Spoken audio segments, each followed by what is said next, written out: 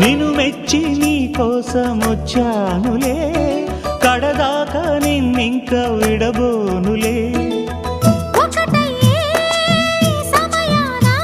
ఈ ఆనందం అనుబంధం ఏ జన్మ వరమో అల్లుకుంది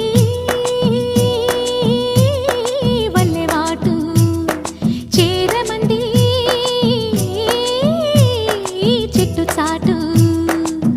కొండ మల్లి కులుకు ఎందుకే, కుర్రగాడు కన్ను కొట్టి పిలిచినందుకే.